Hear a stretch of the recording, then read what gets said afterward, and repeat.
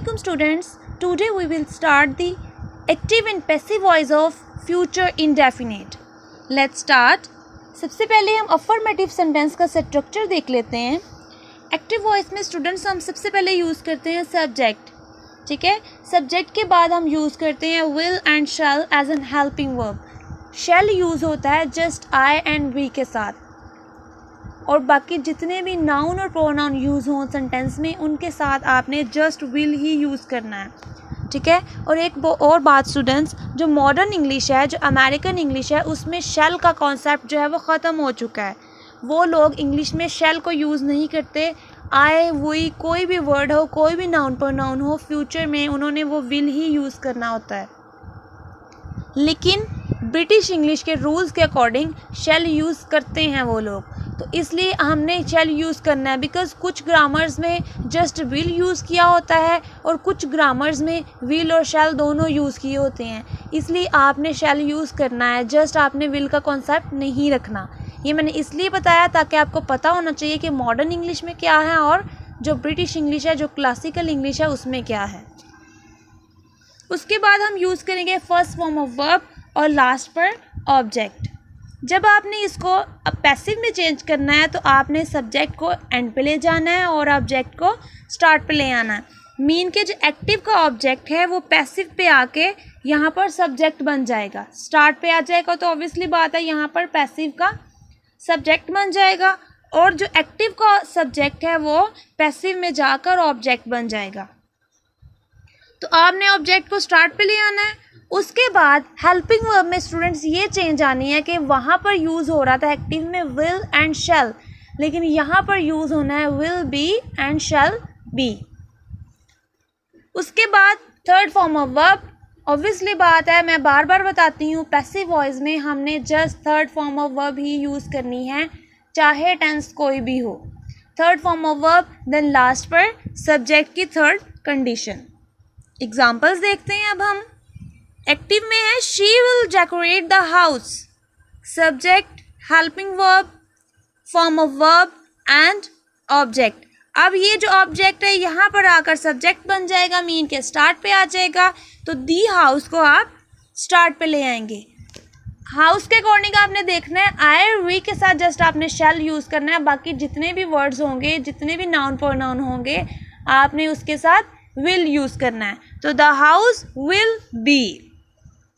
Passive voice में shall be और will be helping verb होते हैं, तो विल बी यूज़ करेंगे. Third form of verb decorated by her. She की थर्ड कंडीशन हर.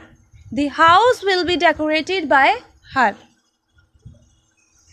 नेक्स्ट है नेगेटिव सेंटेंसेस. नेगेटिव सेंटेंसेस के एक्टिव वॉइस में बच्चे यहाँ पर सबसे पहले आपने यूज़ करना है सब्जेक्ट, उसके बाद विल, शैल और साथ में नॉट. मीन के विल नॉट, शैल नॉट. फिर फर्स्ट फॉर्म ऑफ वर्ब आएगी और लास्ट पर ऑब्जेक्ट. जब इसको आप पैसिव में चेंज करोगे तो इसका सब्जेक्ट जो है वो ऑब्जेक्ट बन जाएगा, ऑब्जेक्ट जो है वो सब्जेक्ट बन जाएगा. सब्जेक्ट को स्टार्ट में ले आएंगे, और ये चीज़ आपने अपने माइंड में रखनी है कि will be, shall be use होते हैं as an helping verb, but negative में जब नॉट यूज़ करना है तो will not be, shall not be. Will be not नहीं राइट करना है, विल के बाद नॉट लगाना है, नॉट के बाद फिर आपने बी राइट करना है. Then third form of verb और लास्ट पर सब्जेक्ट की थर्ड कंडीशन. एग्जाम्पल देखते हैं. She will not decorate the house. ठीक है, अब आपने क्या करना है, दी हाउस को स्टार्ट पे ले आए. दी हाउस के अकॉर्डिंग आपने देखा शैल लगेगा या विल लगेगा, तो ऑब्वियसली बात है विल लगेगा. विल नॉट बी, विल के बाद नॉट, नॉट के बाद बी. उसके बाद third form of verb decorated by her. She की थर्ड कंडीशन होती है हर, तो bye her. The house will not B decorated by her. Next है इंट्रोगेटिव सेंटेंस. इंट्रोगेटिव सेंटेंस ऐसे सेंटेंस जिसमें हम क्वेश्चन पूछते हैं, सवाल पूछा जाता है, तो इसके लास्ट पे क्वेश्चन मार्क यूज़ किया जाता है. तो इंट्रोगेटिव सेंटेंस में आप ऑलवेज हेल्पिंग वर्ब को स्टार्ट में ले आते हो. तो यहाँ पर हेल्प एक्टिव में देख लेते हैं. हेल्पिंग वर्ब होते हैं विल एंड शैल. विल शैल को आप स्टार्ट में ले आए, उसके बाद आपने यूज़ किया सब्जेक्ट. सब्जेक्ट के बाद फर्स्ट फॉर्म ऑफ वर्ब, फिर ऑब्जेक्ट और लास्ट पर क्वेश्चन मार्क जो कि मस्ट है, और ये आपने राइट करना, साथ में मेंशन करना लाजमी होता है। पैसिव वॉइस में भी विल और शैल स्टार्ट में आएगा, जो बी होता है विल बी स्टार्ट में आएगा, जो बी होता है विल बी है, बी आपने सब्जेक्ट के बाद राइट करना है। मीन के जो उसका ऑब्जेक्ट है पैसिव एक्टिव का, जो कि पैसिव का सब्जेक्ट बन जाता है, उसके बाद राइट करना है। Will she be, will he be, will the letter be, will the house be. Will be the house नहीं राइट करोगे आप। विल शैल, फिर ऑब्जेक्ट, फिर be, third form of verb and subject की थर्ड कंडीशन और last पर question mark. Examples देखते हैं इसकी। एक्टिव में है will she decorate the house, ठीक है, तो विल भी शैल भी यूज होता है, तो आप विल द हाउस बी लिखोगे। Decorated third form of verb, by her, she की third condition her, will the house be decorated by her. WH family का स्ट्रक्चर देखते हैं। डब्ल्यूएच फैमिली में अगर हु यूज हो रहा हो फ्यूचर इंडेफिनिट में, तो क्या होता है, हु के बाद will and shall as an helping verb, फिर मेन वर्ब, कोई भी मेन वर्ब यूज होता है जिसे एक्शन वर्ब कहते हैं, राइट, रीड, कुछ भी। उसके बाद लास्ट पर ऑब्जेक्ट और क्वेश्चन मार्क। जब आपने इसको पैसिव में चेंज करना है तो हु को आपने चेंज कर देना है बाय होम में, और shall will as it is आ जाएगा वैसे ही। उसके बाद आप ऑब्जेक्ट राइट करोगे, ठीक है, जो कि ऑब्जेक्ट ऑफ एक्टिव, ठीक है, जो कि पैसिव का सब्जेक्ट बन जाता होता है इधर आके, लेकिन ऑब्जेक्ट होता है वो एक्टिव का। तो अब एक्टिव का ऑब्जेक्ट राइट करेंगे, उसके बाद आप बी लगाएंगे, ठीक है। यही चीज़ मैं आपको बार बार समझाती हूँ। अगर नेगेटिव हो तो नोट के बाद बी लगाना है, और अगर इंट्रोगेटिव हो तो सब्जेक्ट जो होता है, जो आपका ऑब्जेक्ट होता है पैसिव का, वो यहाँ आके सब्जेक्ट बन जाता है, उसके बाद बी लगाना है। उसके बाद third form of verb, third form of verb के क्योंकि हु होता है, जब हु है तो इट मीन्स के सब्जेक्ट एब्सेंट है, सब्जेक्ट नहीं है, तो फॉर्म ऑफ वर्ब के बाद आपका सेंटेंस कंप्लीट हो जाता है। आपने जस्ट क्वेश्चन मार्क यूज करना होता है। एग्जांपल्स देखते हैं। Who will not take notes, ठीक है, by whom will notes not be taken.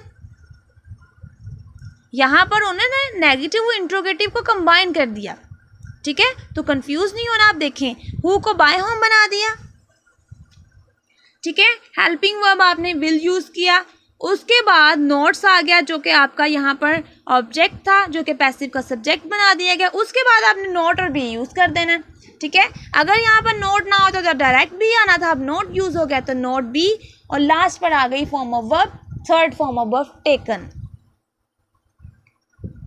इसके अलावा डब्ल्यूएच फैमिली कोई भी यूज़ हो रही है हु के अलावा, तो उसका क्या स्ट्रक्चर है।